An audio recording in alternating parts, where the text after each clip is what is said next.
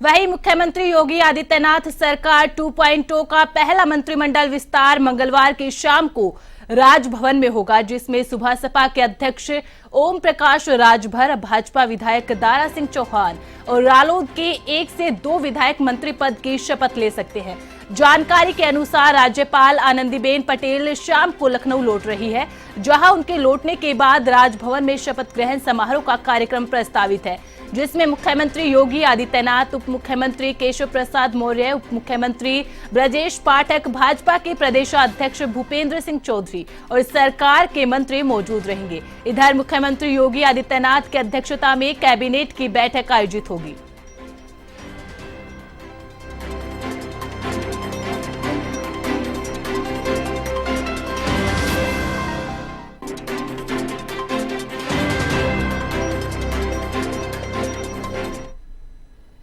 वही ज्यादा जानकारी के लिए रुक कर लेते हैं हमारे वरिष्ठ संवाददाता दुर्गेश भटनागर का। दुर्गेश, लोकसभा चुनाव सर पर है और ऐसे में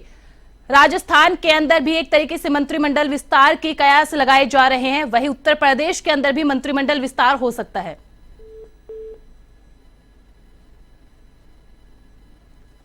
तो वही उत्तर प्रदेश के अंदर मंत्रिमंडल विस्तार के कयास लगाए जा रहे हैं। मुख्यमंत्री योगी आदित्यनाथ ने राज्यपाल आनंदीबेन पटेल से मुलाकात की थी, वही मंत्रिमंडल का विस्तार प्रस्तावित है और आज यूपी में मंत्रिमंडल का विस्तार हो सकता है। राज्यपाल आनंदीबेन पटेल के लखनऊ लौटने के बाद शपथ ग्रहण समारोह आयोजित किया जा सकता है। उससे पहले यूपी में मुख्यमंत्री योगी आदित्यनाथ की अध्यक्षता में कैबिनेट की बैठक आयोजित की जाएगी।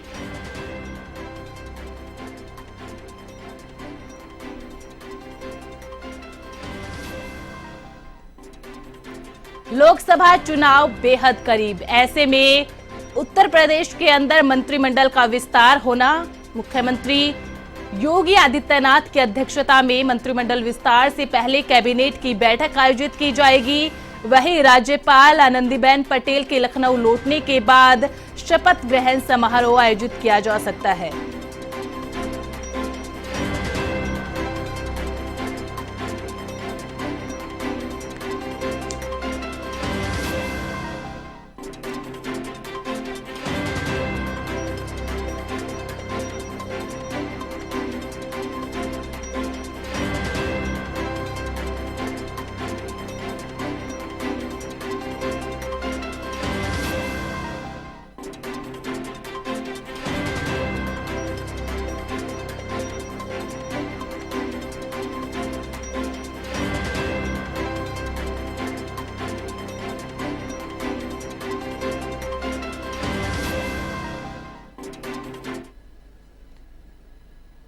वही ज्यादा जानकारी के लिए रुक कर लेते हैं उत्तर प्रदेश ब्यूरो हेड अमरीश सिंह का। अमरीश, एक तरीके से लोकसभा चुनाव बेहद करीब है, ऐसे में उत्तर प्रदेश के अंदर मंत्रिमंडल का विस्तार होना,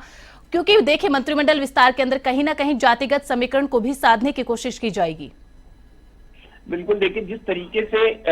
भारतीय जनता पार्टी और विपक्ष की लड़ाई है, क्योंकि लंबे समय 2022 विधानसभा के दौरान जिस तरीके से विपक्ष ने लामबंदी की थी, भारतीय जनता पार्टी ने उत्तर प्रदेश के अंदर जीत तो जरूर हासिल की थी, लेकिन कुछ सीटें ऐसी थी जहां पे बड़ा नुकसान भारतीय जनता पार्टी को देखना पड़ा था। भारतीय जनता पार्टी को छोड़कर गए दारा सिंह चौहान सपा में शामिल हुए थे और सपा से वो जीत भी दर्ज किए थे, लेकिन थोड़े ही समय बाद 2023 में लगभग 1 साल का समय बीत जाने के बाद उन्होंने फिर से भाजपा ज्वाइन की और फिर से जब घोसी विधानसभा पे उन्होंने चुनाव लड़ा तो चुनाव में उनको हार का मुंह देना था, लेकिन भाजपा पार्टी क्योंकि वो समाजवादी पार्टी का दामन छोड़ के पुनः भारतीय जनता पार्टी को उन्होंने वापसी की थी, इसीलिए उनको फिर से एमएलसी बनाकर विधान परिषद भेजा ताकि उनको मंत्री पद दिया जा सके। क्योंकि उनसे जो लंबी बातचीत चली थी, इस दौरान ओम प्रकाश राजभर सुभाषपति ने भी बीच में ये बात रखी थी दारा सिंह के सामने कि अगर आप भारतीय जनता पार्टी के साथ आते हैं तो आपको मंत्रिमंडल पद दिया जाएगा। वहीं ओम 2022 के दौरान समाजवादी पार्टी के मुखिया अखिलेश यादव के साथ उन्होंने भी चुनाव लड़ा था। हालांकि समाजवादी पार्टी इस बार सीटों की बढ़त तो हासिल कर पाई, लेकिन सरकार अपनी सत्ता नहीं बना पाई। लेकिन 100 से अधिक विधायक विपक्ष की भूमिका में है, लेकिन भारतीय जनता पार्टी समाजवादी पार्टी को अगर हराना है, उत्तर प्रदेश के अंदर 80 लोकसभा सीटों पर जीत दर्ज करनी है तो समाजवादी पार्टी को कमजोर करना पड़ेगा। और इसी का एक ताजा उदाहरण हाल ही में राष्ट्रीय एक लंबी डील भारतीय जनता पार्टी की है इसका भरोसा दिलाया है कि 2 लोकसभा सीटों देंगी। साथ ही साथ उत्तर प्रदेश के मंत्रिमंडल में उनके 2 विधायकों को, करीब एक को कैबिनेट मंत्री और दूसरे को राज्य मंत्री का दर्जा दिया जाएगा। कुल मिलाकर 4 से 5 पद ऐसे होंगे जिस सुभाषपा के एक ओम प्रकाश राजभर को मंत्री बनाया जा सकता है, भारतीय जनता पार्टी से दारा सिंह चौहान को बनाया जा सकता है, तो वहीं 2 सीटें रालोद के खाते में जा सकती हैं। लेकिन कल जिस तरीके से अनुप्रिया पटेल की तरफ से एक भी आया था कि भारतीय जनता पार्टी के समक्ष वो एक बात रखेंगी कि उनके पति जो कि कार्यकारी अध्यक्ष भी अपना दल एसके और वो कैबिनेट मंत्री है उत्तर प्रदेश सरकार में, एक राज्य मंत्री पद का अतिरिक्त वो चाहती हैं कि उनके दल से एक विधायक को मंत्री पद दिया जाए, वो भले ही राज्य मंत्री हो पद की हो। और भारतीय जनता पार्टी से भी 1 से 2 उम्मीदवार ऐसे हैं जिनको मंत्रिमंडल पद दिया जा सकता है। लेकिन चूंकि राज्यपाल आज बाहर और 3 बजे के बाद उनके आने का कार्यक्रम है, अगर समय से सारी चीज हो जाती है तो 5 बजे के बाद मंत्रिमंडल पद जो है वो फिर से आज दिया जा सकता है कुछ ऐसे विधायक और कुछ ऐसे जिनके साथ भारतीय जनता पार्टी का लोकसभा में गठबंधन हो सकता है, ऐसे कुछ उम्मीदवार होंगे जिनको आज मंत्रिमंडल पद दिया जा सकता है। हमेशा अमरीश, क्योंकि देखिए लोकसभा चुनाव बेहद करीब है, चुनाव आयोग कभी भी तारीखों का ऐलान कर सकता है, ऐसे में यूपी के अंदर मंत्रिमंडल विस्तार का होना, इससे कितना इम्पैक्ट पड़ेगा लोकसभा चुनाव में? देखिए, जातीय समीकरण, क्योंकि समाजवादी पार्टी को पता है कि जातीय समीकरण को साधना उत्तर प्रदेश के अंदर, क्योंकि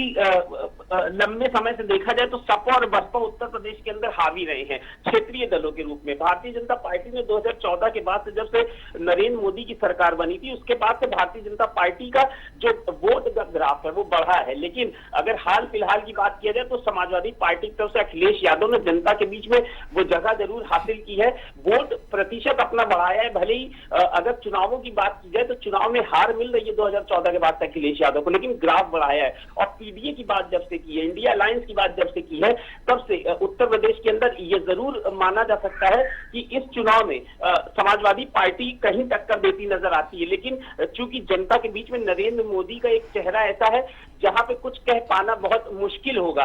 मायावती जो है बसपा इस चुनाव में इम्पैक्ट जरूर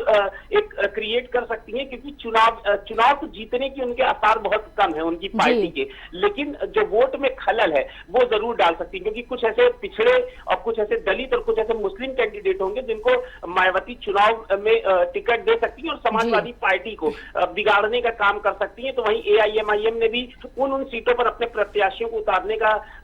ऐलान किया जहां पर समाजवादी पार्टी खासतौर पर अखिलेश यादव, शिवपाल यादव, रामगोपाल यादव और फिर चाहे ये कहें कि आजम खान की जिन सीटों पर वर्चस्व है उन सीटों पर उतारने का काम कर सकती है। तो ये चुनाव जो है ये जनता तय करेगी कि किसको वोट देना है। नरेंद्र मोदी का ग्राफ बहुत ऊंचा है और यहाँ पे जिस तरीके से पूरे भारत में खासतौर पर उत्तर प्रदेश के अंदर लोकसभा की 80 सीट है, ये इम्पैक्ट डालने का काम करेगी और इन 80 सीटों पर जिस पार्टी का ग्राफ बढ़ेगा वो पार्टी सरकार बनाएगी, सत्ता में केंद्र में अपनी एक जगह बनाने का काम करेगी। जी जी, बहुत बहुत शुक्रिया अमरीश हमारे साथ जानकारी साझा करने के लिए। उत्तर प्रदेश में आज मंत्रिमंडल का विस्तार प्रस्तावित है। राज्यपाल आनंदीबेन पटेल के लखनऊ लौटने के बाद शपथ ग्रहण समारोह आयोजित किया जा सकता है, लेकिन उससे पहले मुख्यमंत्री योगी आदित्यनाथ की अध्यक्षता में कैबिनेट की बैठक होनी है।